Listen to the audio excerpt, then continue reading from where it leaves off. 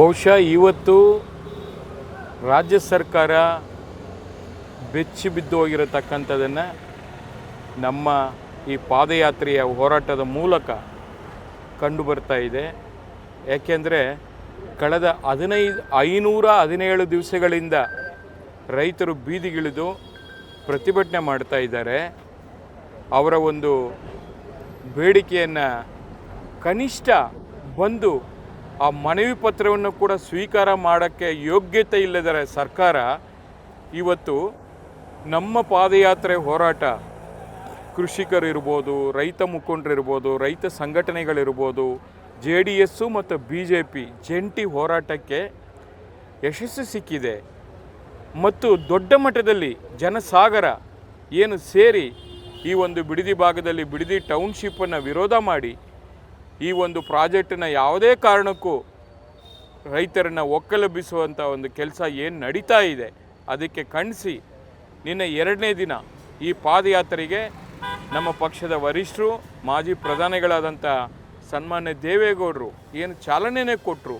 1994ರಲ್ಲಿ ರಾಮನಗರ ಜಿಲ್ಲೆಯಿಂದನೇ ಶಾಸಕರಾಗಿ ಮುಖ್ಯಮಂತ್ರಿನೂ ಆಗಿರತಕ್ಕಂಥವರು ಸನ್ಮಾನ್ಯ ದೇವೇಗೌಡರು.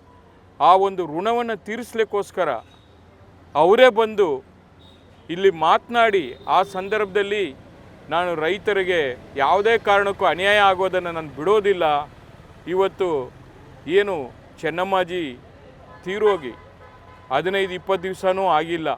ಆ ಒಂದು ನೋವಲ್ಲಿರತಕ್ಕಂಥ ದೇವೇಗೌಡರು ಸಾಹೇಬರು ರೈತರಿಗೋಸ್ಕರ ಅಷ್ಟು ಬೇಗ ಮತ್ತೆ ಬೀದಿಗಿಳಿದು ಹೋರಾಟ ಮಾಡೋಕ್ಕೆ ಬೆಂಬಲವನ್ನು ಸೂಚಿಸಿ ಈ ಒಂದು ಹೋರಾಟಕ್ಕೆ ನಿನ್ನೆ ಚಾಲನೆ ಕೊಟ್ಟಿರತಕ್ಕಂಥದ್ದು ಜನಸಾಗರ ದೊಡ್ಡ ಮಟ್ಟದಲ್ಲಿ ಹರಿದು ಬಂದಿರತಕ್ಕಂಥದ್ದನ್ನು ಈ ರಾಜ್ಯ ಸರ್ಕಾರ ತಡ್ಕೊಳಕ್ಕಾಗಲಿಲ್ಲ.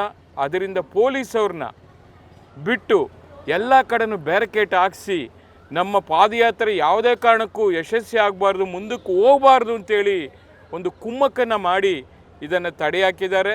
ನಮ್ಮದು ಇವತ್ತು ಕೂಡ ಬೆಳಗ್ಗೆಯಿಂದ ಮತ್ತೆ 3 ದಿನಗಳ ಕಾಲ ಬೆಂಗಳೂರು ಚಲೋ ಮತ್ತು ಫ್ರೀಡಮ್ ಪಾರ್ಕಲ್ಲಿ ಮಾಡುವಂಥ ಕಾರ್ಯಕ್ರಮ ಇತ್ತು. ಅದು ನಿನ್ನೆನೇ 2 ದಿನಕ್ಕೆ ಮೊಟಕುಗೊಳಿಸಿ ಪೊಲೀಸರು ನಮ್ಮ ಮೇಲೆ ಬ್ಯಾರಿಕೇಡ್ನೆಲ್ಲ ತಳ್ಳಿ ನಿಖಿಲ್ ಕುಮಾರಸ್ವಾಮಿ ಅವರಿಗಿರ್ಬೋದು, ನಮ್ಮ ಅನೇಕ ಶಾಸಕರುಗಳಿಗೆ ಇಂಜೂರ್ ಆಗಿರತಕ್ಕಂಥದ್ದು, ಗಾಯ ಆಗಿರತಕ್ಕಂಥದ್ದು ನಮಗಂತ ನಿಜವಾಗಲೂ ಭಾಳ ನೋವಿನ ಸಂಗತಿ. ರಾಜ್ಯ ಸರ್ಕಾರ ಒಂದು ಕಡೆ ಹೇಳ್ತಾ ಇದೆ 3 ಕೋಟಿ ರೂಪಾಯಿ ಪ್ರತಿ ಎಕರೆಗೆ ಕೊಡ್ತೀವಿ, ಯಾರಿಗೂ ಫೋರ್ಸಬಲ್ ಆಗಿ ನಾವು ಪಡ್ಕೊಳ್ಳಲ್ಲ ಅಂತಾರೆ. ಮತ್ತು ಯಾಕ್ರಿ ನಿಮಗೆ ಭಯ? ಮುಖ್ಯಮಂತ್ರಿಗಳು ಪೇಪರ್ ಕೊಡಿ, ಪೆನ್ ಕೊಡಿ, ನಾನು ಮುಖ್ಯಮಂತ್ರಿ ಆಗುವಂಥ ಅವಕಾಶ ಇದೆ ಅಂತ ಹೇಳಿದ್ರಲ್ಲ. ಈಗ ಈ ಭಾಗದ ಜನ ಏನು ರಾಮನಗರ ಜಿಲ್ಲೆಯಿಂದ ಇವತ್ತು ಬೆಂಗಳೂರು ದಕ್ಷಿಣ ಜಿಲ್ಲೆ ಅಂತ ಏನು ಘೋಷಣೆ ಮಾಡಿದ್ದೀರಿ, ಕನಕಪುರದಲ್ಲಿ 1 ಇಂಚು ಲ್ಯಾಂಡನ್ನು ಕೂಡ ಜಮೀನನ್ನು ಕೂಡ ರೈತರು ಯಾರು ಮಾರಾಟ ಮಾಡಬೇಡಿ, ಕನಕಪುರ ಇವತ್ತು ಮುಂದಿನ ದಿನಗಳಲ್ಲಿ ಸಿಂಗಪೂರ್ ಮಾಡ್ತೀವಿ ಅಂತ ಹೇಳಿ ಅದೇ ರಾಮನಗರ ಜಿಲ್ಲೆಯಿಂದನೇ ಬಿಡದಿ ಮಾಗಡಿ ತಾಲೂಕು ಬರತಕ್ಕಂಥ ರೈತರಿಗೆ ಯಾಕಪ್ಪ ಮಲದಾಯಿ ಧೋರಣೆಯನ್ನು ತೋರ್ಪಡೆ ಮಾಡ್ತಾ ಇದ್ದೀರಿ? ಇಲ್ಲಿ ಪೇಪರು ಪೆನ್ನು ಕೊಟ್ರಲ್ಲ, ನಿಮ್ಗೆ ಅಧಿಕಾರನೂ ಕೊಟ್ರಲ್ಲ. ಈ ಭಾಗದ ಜನ ಏನು ಮಾಡ್ತಾ ಇದ್ದೀರಿ ನೀವು?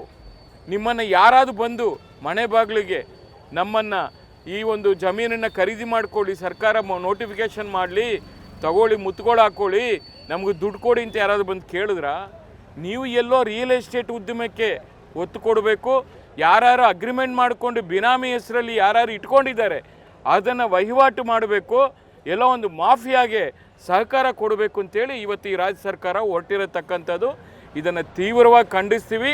94 ಇಳಿಯ ವಯಸ್ಸಲ್ಲಿ ಕೂಡ ದೇವೇಗೌಡರು ಸಾಹೇಬರು ಬಂದು ಹೋರಾಟ ಮಾಡ್ತಾ ಇದ್ದಾರೆ ಅಂದರೆ ಕುಮಾರಸ್ವಾಮಿ ಅವರ ಕನಸಿನ ಕೂಸು ಅಂತೀರಿ ಮಾತಾಡಿದ್ರೆ. ಕುಮಾರಸ್ವಾಮಿ ಅವರು ಮುಖ್ಯಮಂತ್ರಿ ಇದ್ದಾಗ ಸದನದಲ್ಲಿ ಏನೇನು ಮಾತನಾಡಿದ್ದಾರೆ, ಏನು ಸ್ಟೇಟ್ಮೆಂಟ್ ಮಾಡಿದ್ದಾರೆ ಅನ್ನೋದ್ರ ಬಗ್ಗೆ ನಮ್ಮಲ್ಲಿ ದಾಖಲೆಗಳಿದೆ, ನಿಮ್ಮಲ್ಲಿ ದಾಖಲೆಗಳಿರುತ್ತೆ. ಅಧಿವೇಶನದಲ್ಲಿ ಹೋರಾಟ ಮಾಡ್ತೀವಿ, ಬಿಡೋದೆಲ್ಲ. ಈ ಯೋಜನೆ ನಿಲ್ಲೋವರೆಗೂ ನಮ್ಮ ಹೋರಾಟ ನಿರಂತರ ಮುಂದುವರಿತದೆ.